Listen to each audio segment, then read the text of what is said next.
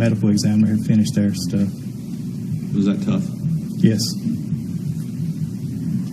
Very much so. That's fine. Ladies and gentlemen, we're going to take our lunch and recess at this point. During our lunch and recess period, it is your duty not to talk among yourselves about this case. Duty not to talk to the parties, the witnesses, the lawyers about anything at all.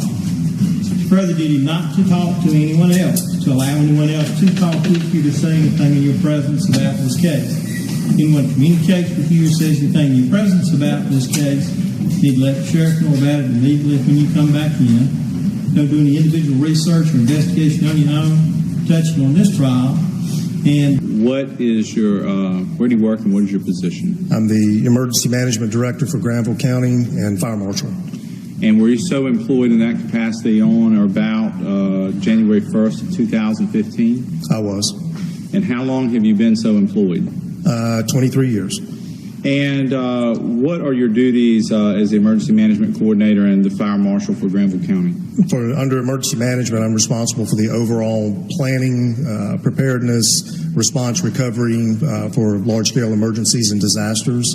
Under the Fire Marshal's hat, responsible for all fire prevention activities within the county, including coordination of fire departments within the county, fire investigations, fire code enforcement, pretty much all things, all manners of fire within the county.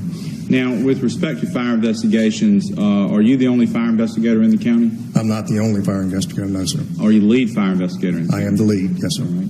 And what specialized training have you had, if any, as a fire investigator? Over the years, I've had multiple courses. I've taken through the North Carolina chapter and South Carolina chapter of the International Association of Arson Investigators. I've had multiple courses through community colleges related to fire suppression, fire dynamics, fire behavior, fire investigations, both basic and advanced. Multiple seminars. I think all total I have about 282 hours of documented hours and multiple more through seminars and classes that I've sat through. When you say documented hours, would those be the type of hours that you would undergo some sort of examination afterwards? That's correct. When they issue a certificate, it is typically a tested course. And so with respect to those 282 hours, the vast majority of them, those are tested courses? That's correct. What is your general education and background? Of course, high school graduate from here locally, J.F. Webb High School. Also hold a Associates in Applied Science and Electronics Engineering. And where is that from? Vance Granville Community College.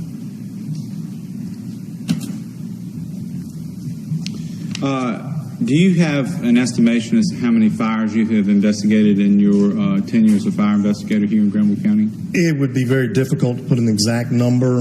Every fire I go to, I investigate, so I would have to put it in the hundreds of fires over the years. And what is an incendiary fire investigation? An incendiary fire investigation. Incendiary fire itself is a fire that was purposefully set for whatever purpose that may be at that point, but it was intentionally set.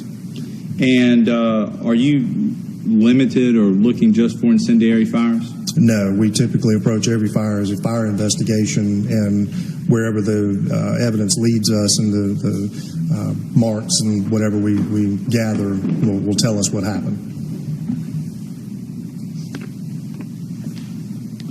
Your Honor, the state would tender Granville County Fire Marshal Doug Logan as an expert witness in the as a fire investigator specializing in the origin of fires and their causes.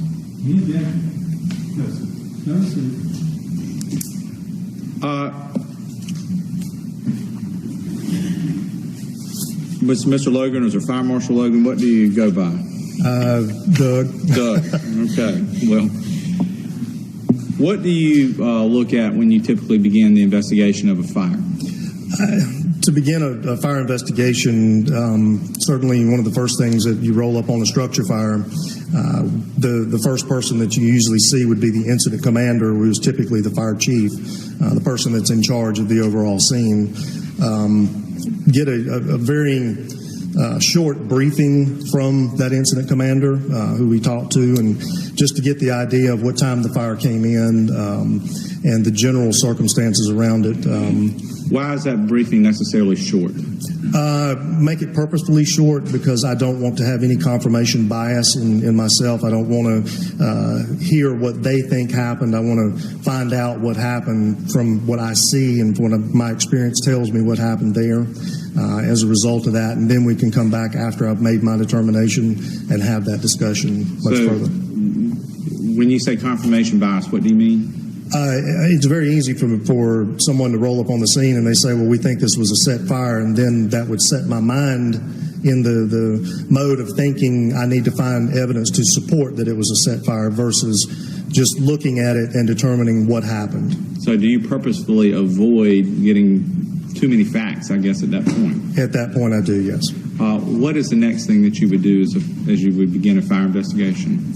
Usually begin by making, encircling the exterior of the home or the structure that had been involved in the fire, taking a look at the surrounding areas, the yard, the wood line, if there's woods around it, surrounding structures, the structure itself, gathering all of the data, the ideas of what things look like presently as we're making that walk around. Okay, and do you walk around in a certain direction?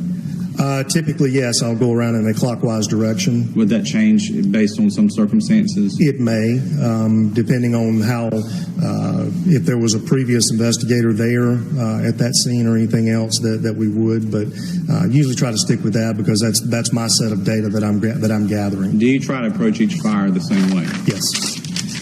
What happens next as you investigate a fire? Once I've made my circle around and have observed the physical, how the burn patterns may be on the exterior of the structure itself, looking for anything that may be necessarily unusual, laying in the yard. There may be items from inside that are outside. Those are all things that have to be answered as we're making that, once we do that.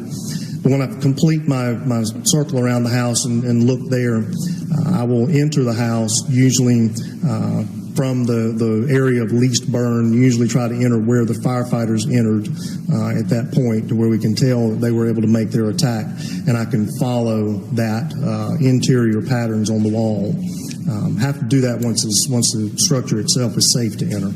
Okay, and so you would not make your point of entry into the structure until the fire is put out? That's correct. That's correct. We have to be there when it's safe for us to be in there. Okay, so if you arrived and the fire was still going or still hot and it was unsafe to enter, you wouldn't? No, sir. Okay. You said you were working on December 1st of 2015. I was actually off. That was a holiday. Best I remember, it was midweek, Wednesday, Thursday, somewhere along in there. Was enjoying sleeping in, if you call it that. Slept until 7 instead of 6 normally, but I was at the house enjoying my holiday. Lady in our office by the name of Robin Edwards. She is the planning and exercise officer for the county. She was covering call for that particular week.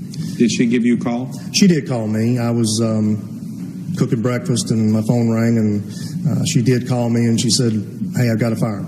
All right, so based on what she said, what did you do next? Well, obviously, a few questions, to involve that as to why you're calling me. You're on call, take care of it. And she proceeded to tell me, she said, well, this is the home of Jerome and Dora Faulkner. Did you know Jerome and Dora Faulkner? Yes, very well. How did you know them? When I first began my career in emergency services, I was EMT on the ambulance, and Jerome was involved very heavily with the medical responder program in the county, and so I had met him through that way some. And then after my employment as fire marshal for the county, of course, he was the fire chief of Cornwall Fire Department. At a bare minimum, I saw him once a month when all the chiefs would get together for our monthly chiefs meetings. Routinely, he was by the office. Routinely, I was either in his area with assisting with the fire investigation or just assisting with firefighting operations that they would have. Does the county maintain any emergency equipment up in that part of in that community? We do. We have a communications tower there that our two-way public safety system, and once a month I will go up there. It's my responsibility also to check and make sure that the tower top light is blinking and that kind of thing, and that I have to pass right by Jerome and Dora's house to get to that once a month, and I usually would always see him at the end of the driveway or pull in his driveway and stop and talk for a few minutes just to say, hey, how's things going? Okay. And so when you were on your way, you knew where you were going, is that right? Yes, I did. Okay. At that time that you were going up there, did you know that they were having some difficulty locating Jerome and Dora Faulkner? Robin Edwards had told me that they had not been accounted for at that point in time, but she also told me on the phone it was believed at that time that they had gone to get a hotel in South Boston, nearby Virginia. Okay. As you pulled onto the scene of 8067 Highway 96 North, what did you observe? Obviously, a lot of smoke coming from the house itself. It was completely, fully, still burning, pretty wide open when I pulled in. There were, best of my recollection, I believe 3 different fire departments that were on scene. Firefighters very active. A lot of cars, a lot of chaos, as is typical with most structure fires of that nature. And about what time was this? According to Granville County Emergency Communication Records, that was at 9:58 a.m. is when I checked in. And does that go along with the time that you recall? Yes, I checked in route. I received a call from Ms. Edwards probably around 9:15 that morning.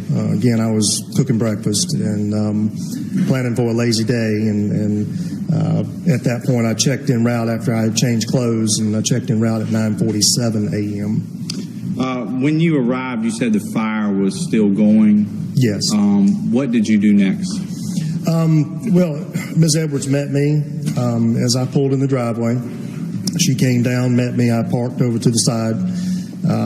She communicated to me that brief information. She also knows my mantra or my attack to investigating fires, that I don't want to know a lot of information. And at that point, it wasn't a lot of information to get, so it was more towards the absence of Jerome and Dora at that particular time once I got there, when I got out. What did you do, if anything, to help locate Jerome and Dora Faulkner?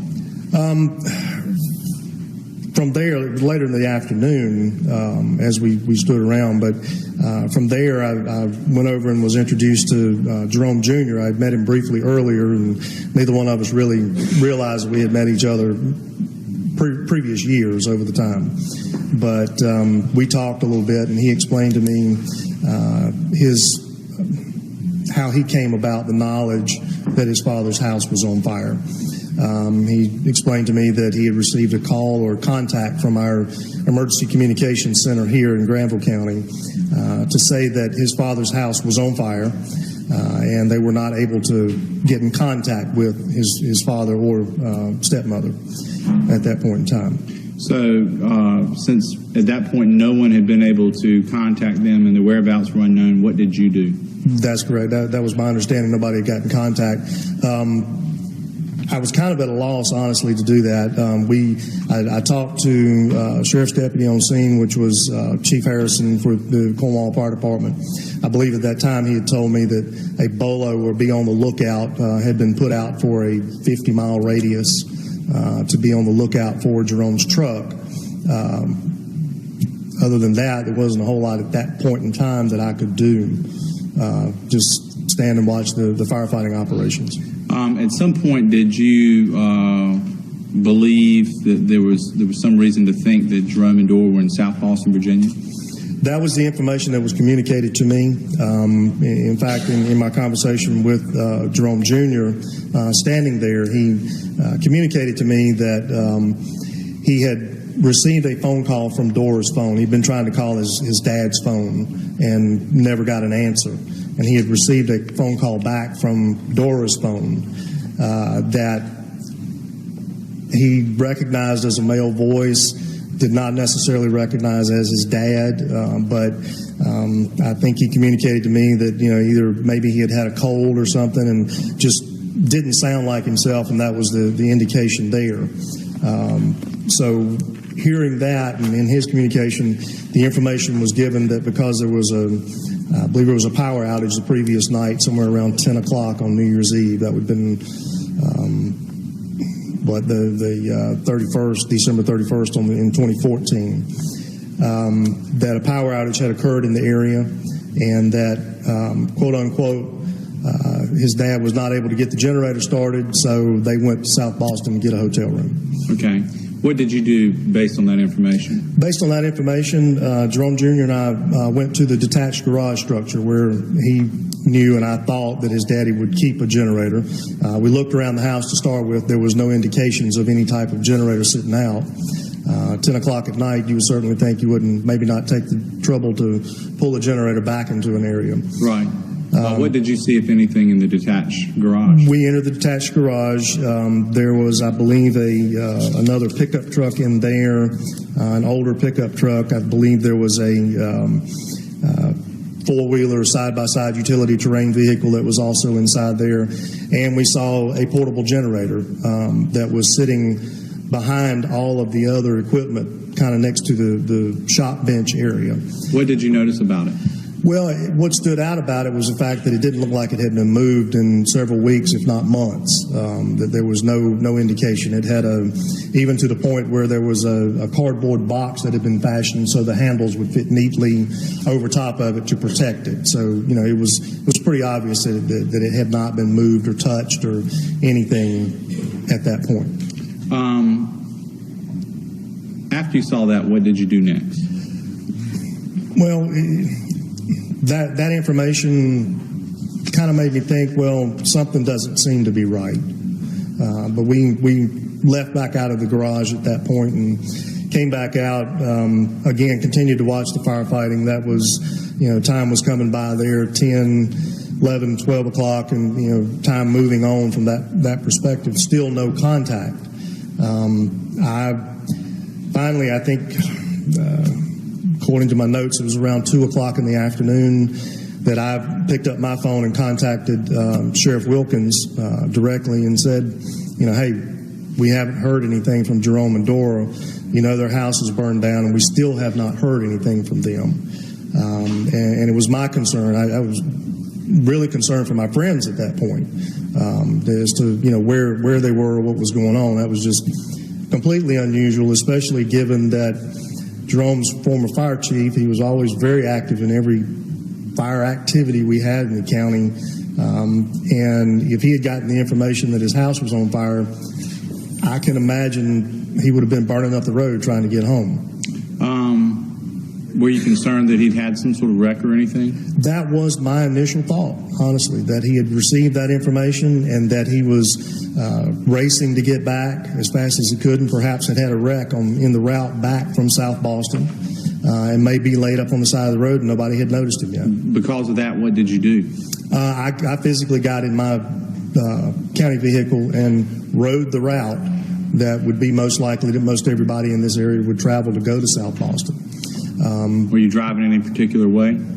I followed Highway 96 north to Virgilina, took a left there, followed it over to, I believe, Highway 501, and turned right on Highway 501 and followed all the way into Highway 58. Once I got there and didn't see anything, I said, well, best logical next step is let's check at the hotels and the motels through here. I knew our 911 center had communicated to me that they had placed calls and that nobody had that anyone by the name of Jerome or Dora Faulkner to check in. So I decided I was just going to take it on myself and ride that road as well, to physically walk in the hotels and motels along that route, basically from Clarksville almost to Danville, Virginia.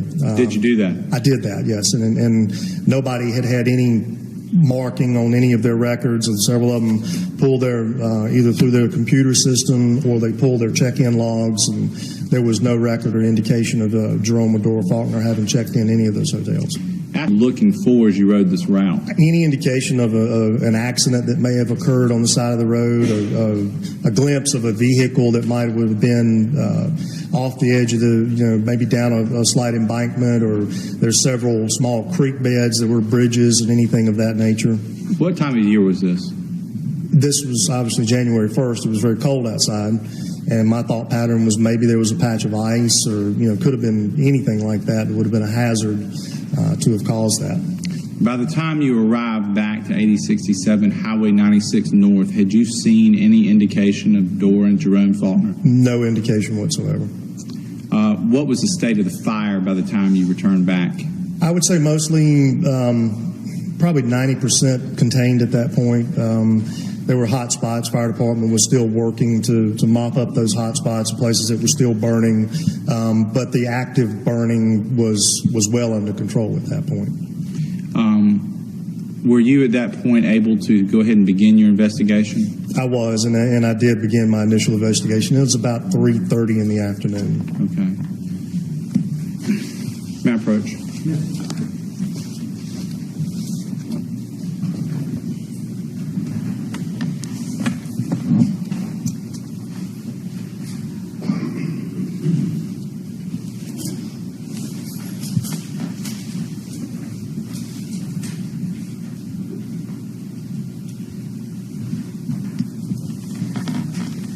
Mr. Logan, I'm approaching with a photograph that's previously been marked as State's Exhibit 209. I'm going to hand it to you and ask you if you can look at it for a second. Do you recognize it? Yes, sir, I do. How do you recognize it? This is an aerial photograph from the Granville County Geographic Information System, or the tax record system, depicting or showing the property at 8067 Highway 96 North. Do you regularly use photographs from that system as part of your investigation? I do. And did you call upon this photograph to aid you in this investigation? I did. And does it fairly and accurately represent things as they were on January 1st, 2015, with the exception of the obvious fire? Yes, it does. Your Honor, we'd ask that State's Exhibit 209 be admitted into evidence for illustrative purposes. Permission to publish, Your Honor? Yes. Mr. Logan, if you could turn your attention to the TV screen there beside, and if you would take a moment and explain that picture to the jury, feel free to approach it if that helps. For orientation purposes, this is Highway 96 North. This structure here is the Granville County EMS station that's in that northern part of the county. This red line around here indicates the property line for that particular owner or that tax record that's there. This here would be the driveway entrance to Jerome and Dora Faulkner's house. This is the primary residence, and these are several outbuildings. Multiple times we've referred to the tax garage, and that would be that property there. Would it aid you to zoom in on those buildings or those structures? Yes, sir. If you could point out the structures and I guess the different things in that picture. Sure. Again, the driveway piece here is marked out in the yellow dots for that. This, again, is the primary residence of the structure that was on fire that particular day. I believe this is a propane tank that sits behind the structure. These are several outbuildings. This was, I believe, an open shed, and this was the primary detached garage that was there. Okay. And that was the area where the generator was located, we referenced earlier. And is there a wood-burning furnace if you ever saw one while you were out there? I believe it was, but to my recollection, I couldn't say 100%. And what does that appear to be in front of the house right there? This area here? Yes. That's like a tree grove. I believe there was some cedar trees and just a small natural area out in front of the house. Have you visited this place many times before? Yes, sir. And is this roughly how it appeared to you? Yes, sir. This was, I believe, of record. My recollection is it's an aerial photograph from 2013. If you could have a seat.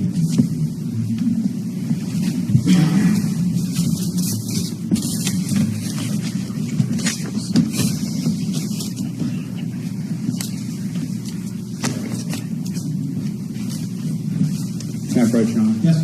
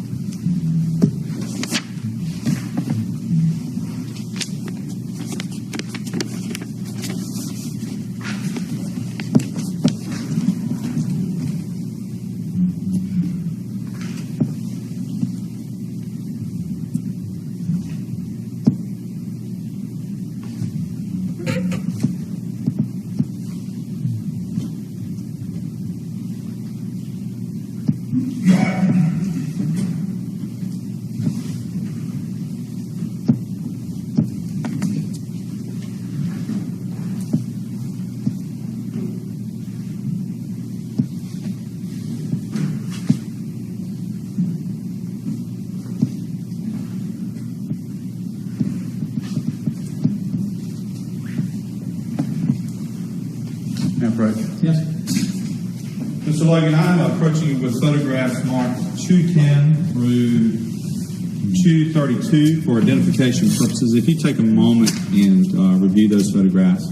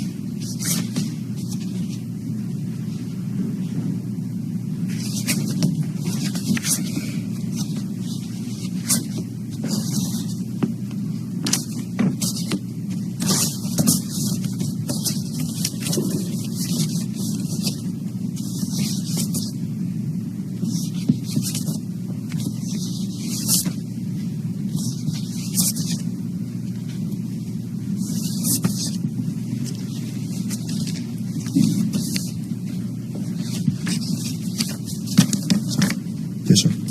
May I approach? Yes.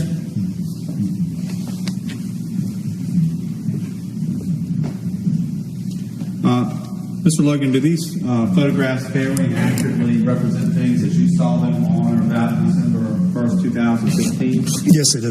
And you were familiar with that scene? Yes, sir. And these photographs, have you seen them before? I have. Would they aid you in illustrating your testimony to the jury? They would.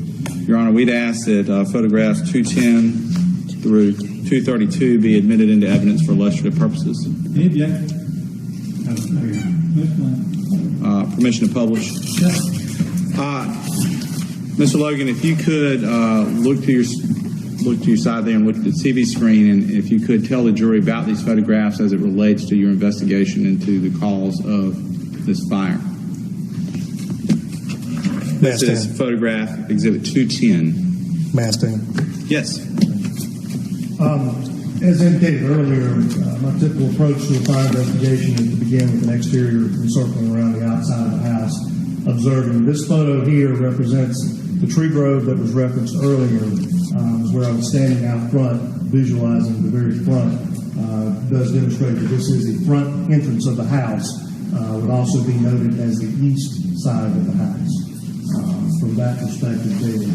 Again, this is taken from the perspective of outside the tree grove there. Again, showing pretty heavy damage there through the front door. If you could turn your attention to State's Exhibit number 211. What is that, Mr. Logan?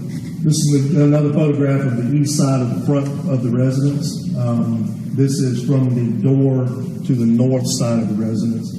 Closer up inside of that tree grove, between the tree grove and the house that we've got there. This photograph, shows heavy damage here, but the majority of the front of the house, as you can see, is still standing. The structural members there, but I do have heavier damage coming in higher up as we approach that. The front door itself has been pretty well destroyed in that front entrance there. Okay. What are those things running across the yard right there? These are fire hoses.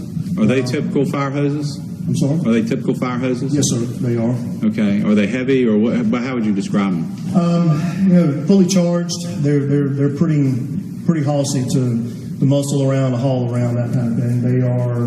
It's probably a diameter 1 3/4 hose. And it's probably a nozzle back this way, laying there. That's from another charge line, so it would have been fire attack lines that had been laid down. As you can see, they're still charged. In other words, full of water. They're still pressurized at that point because, as you can tell here, we still have smoke and some active hot spots. So they're ready to be used at any point.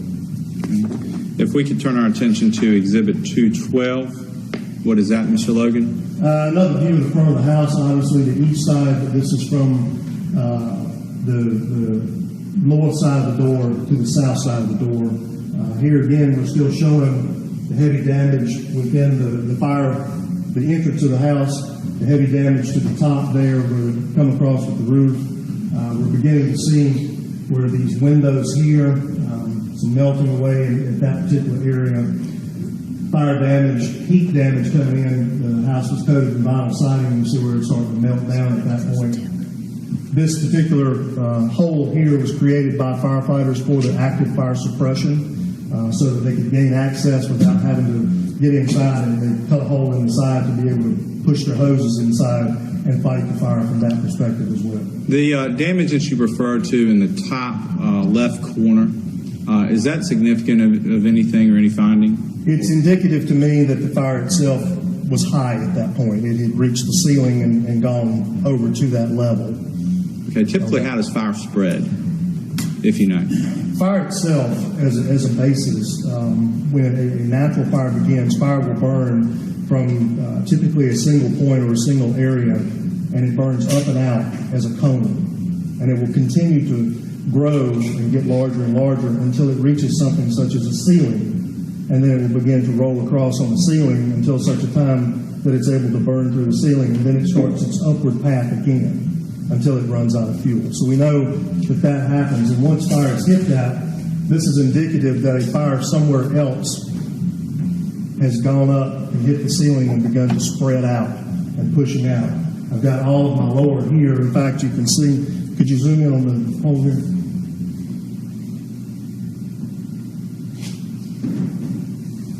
In fact, you can see that even through that hole there with the damage here, there's not a lot of fire damage right here at this point where the fire has moved itself out. So that tells me it progressed from somewhere else in the house.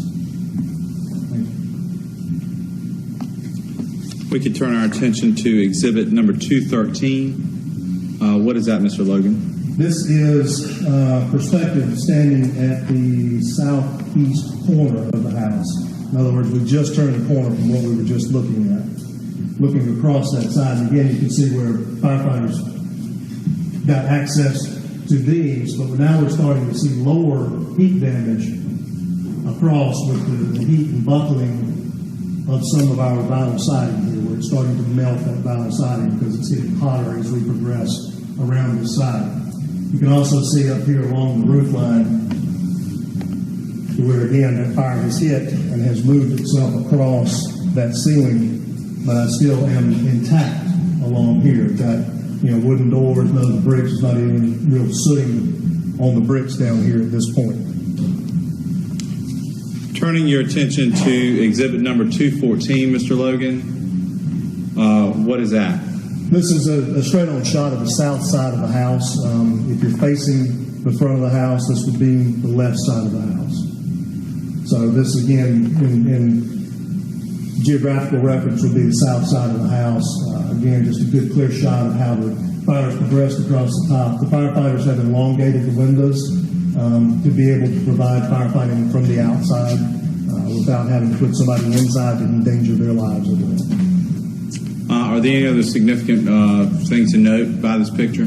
Air conditioning unit, the heat and air conditioning unit in seemingly very good shape. Nothing damaged there. Again, we're seeing the buckling there, the collapsing of the tin roof that's falling over. This obviously was caused when the firefighters elongated the window hole here. Turning your attention to exhibit number 215, Mr. Logan. Another perspective, this is looking at the southwest corner now. And this gives a real good indication here that the fire, by the time it was over at this side of the house, on this corner, as we look through the hole that the firefighters made in that point, you can still see debris down here on the floor that has not been burned.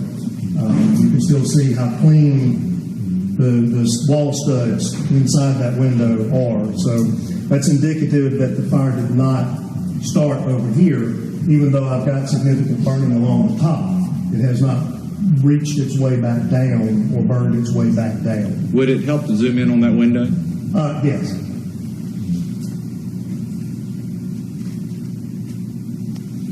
Again, you can see how clean the insides of these right here are. The wall itself has the sheetrock covering of that has collapsed due to the heat, and it's basically sheetrock is basically paper on the outside, and it provides some level. But through firefighting efforts, everything else, it will get soaked, it will get wet, and it will fall and come off of that. firefighting overhaul could have at some point pulled some of that as well. So, but the elongated is, again, you can see any of this debris here. I believe this particular section of the house may have been a closet in a back bedroom.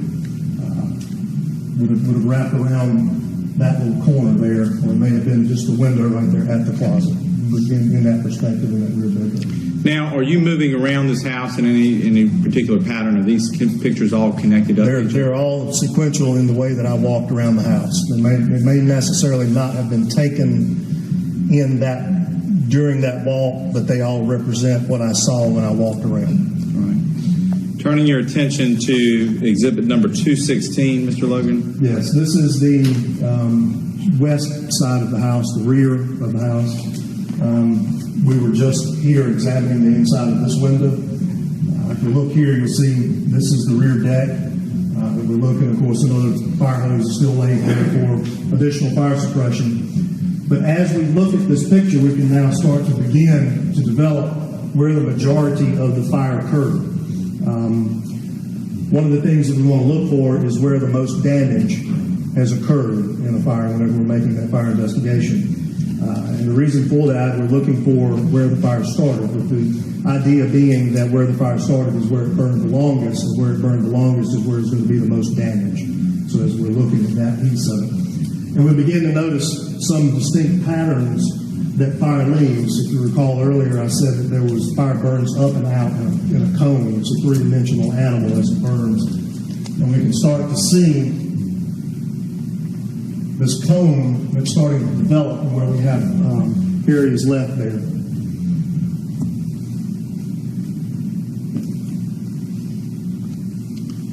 Turning your attention to exhibit number 217. It's another perspective of looking back at the deck instead of facing directly that way. We're looking at here as a small little indention or necessarily cutout is how the deck was built itself. That butts up back to another part of that. It was just to show much more significant damage as it progresses back towards the house in this deck area right here.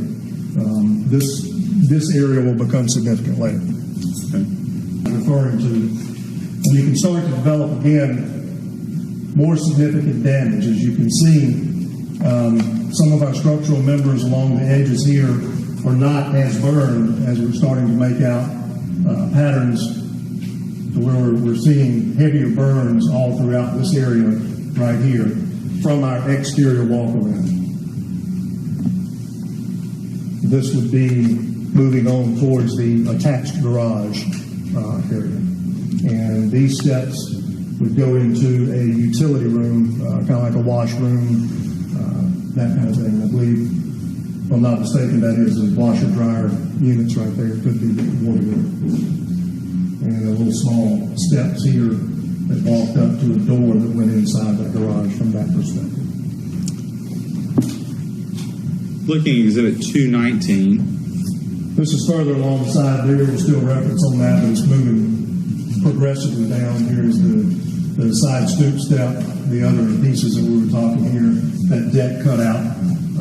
Again, moving down, we can see starting to develop a lot of debris that fell straight down along the edges here, where I'm getting stuff that's fallen out along there versus back around the other way. There was not a significant amount of debris that fell out, which is indicative that I had a high fire and the support mechanism for the structure itself released that and it was able to fall out or fall down instead of it burning at the bottom. Usually when we have burn at the bottom, the weight of the roof itself, if it burned at the bottom alone, would push it and cause more collapse in it. Looking at exhibit 220.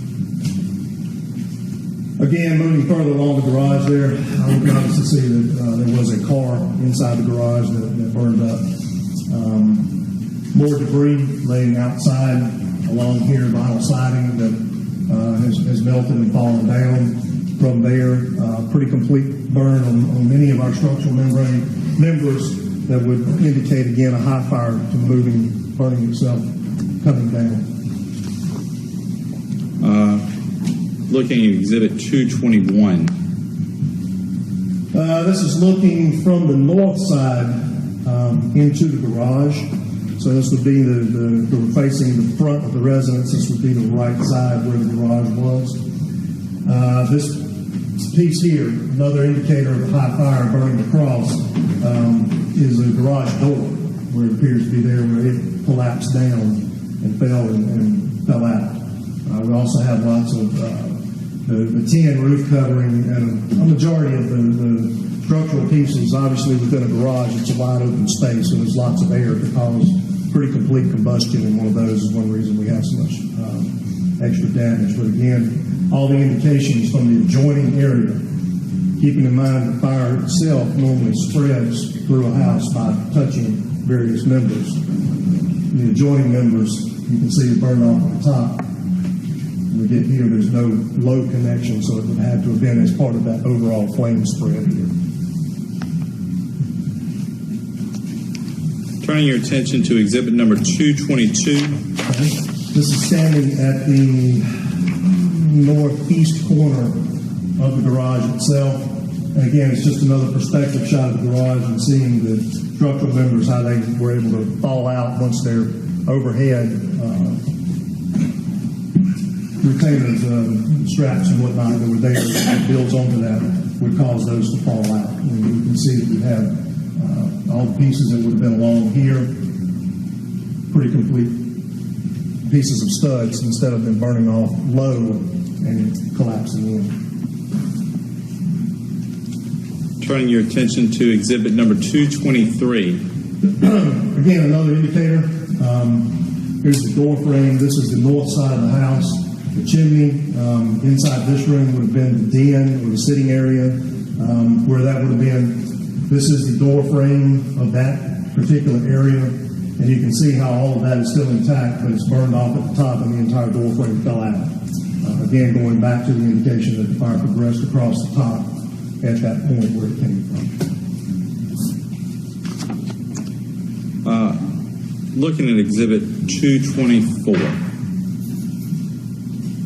Okay, this is a little hard to see because of the smokiness of it. This is going back, remember the cutout in the rear deck. This is a close-up where we're starting to develop patterns where we go back to, now that I've done my complete circle around the house, now we start to go to where the heaviest burn is, to begin examining and see if we can find out a little closer to where the origin of the fire was, where it began when we take a look. Some of the indicators we have here, and the reason this is significant, is that if you'll notice, none of the other piece parts of the deck here are burned out, but we have a pretty significant pattern to where it's completely burned through at that point across that. So that again is some of the initial indicators that we look at as we move towards that. Is this at a point where you would begin making your entrance into the house and interior of the home? Yes. Once we did that, and that was to get a close-up of that. And again, from that point, don't believe there may be a photo of the entry into that point piece from the front entranceway. If we could look at exhibit 225. Okay. And do you recognize that? Yes. This is again after the photo was taken after the smoke had kind of died down more and the hot spots had been mopped up. But this is the same deck that you were just looking at while it was still kind of burning. But you were looking at probably a blown up area right along the here of that. And now we can start to see and develop where certain pieces of the components were. So the deck itself, you notice here you have a brick wall, foundation wall that runs approximately along that plane right there. That would have been the approximate area where the rear entrance to the house was, where they come up on the back deck and come around. The rear entrance would have been right along in there at that point. You can see that that's completely gone. And again, we have this particular area of interest that we're starting to really cue into. Would it help to zoom in on that area of interest? Not in this one, no, sir. Okay. Turn our attention to exhibit 226. Okay. Again, right here, This would have been the approximate area where the rear door was. You can still see in the picture the base foundation here, the brick wall, as it comes across there. Again, that entrance, and you can start, again, to see as we're looking and developing more of how the fire spread throughout the house and as to where it came from. Starting to become more of a spread out area to where fire is, which is not typically normal for an accidental fire. Turning your attention to Exhibit 227. Going further into the house, we continue on, as you can notice. This would be a midway. This is a hallway here that would go back into the kitchen area of the house. This is the little utility area that we saw earlier that was there. The whole backside of that, of course, is gone, and the debris and the fall down from over this side. But most particular area of interest is continuing to be along this area right here. And why is it of interest to you? Again, normal fire, when it starts, it burns up and out from a single point. And this is appearing to have some reason. A fire does not normally burn through. The majority of heat on a fire is above it, not under it. And if the fire, if you even start at the floor level, things beneath it, unless there's something to make it go down, things beneath it don't usually burn unless something has fallen down. And in this particular area, we're seeing a complete burn through all the way through the floor joist. And is it because something's fallen down on it that you can Not tell? likely. Not likely. We will advance, and I think it'll become more evident. Looking at Exhibit 228. A little bit zoom back perspective, a little further back there, to where we can now start developing what my eye is seeing, pulling that all the way through. And I believe the next slide may show that.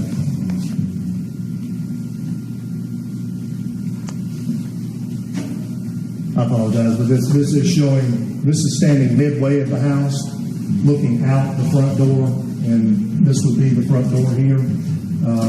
This is a heating and air conditioning return vent where you have to put your filters in there. Of significant to look at was this one particular place in the floor that burned out with nothing there that would have caused it to burn through. We're also starting to see it's a lesser amount of burn, but we have floor joist, then you have a subfloor in normal construction, and then you have floor covering. And we're starting to see where the floor covering itself was either a hardwood or laminate type covering there, where that's starting to carry on that same type pattern that we were seeing further back in the house, starting at the rear deck.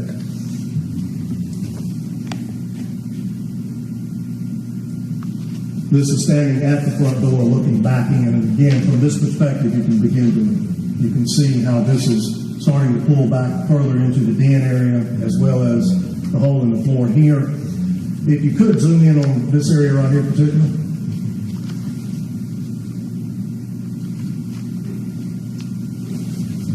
You notice on the stud beneath the floor, as I referenced earlier, when the fire burns, it's burning on top of the floor. The majority of the heat is above the fire. And here I've got something that burned through the floor, and now I have significant charring to the members that are beneath not only one but two floor coverings where it's burned through. So something caused that fire to be pulled down lower and burn through that floor other than a normal type fire.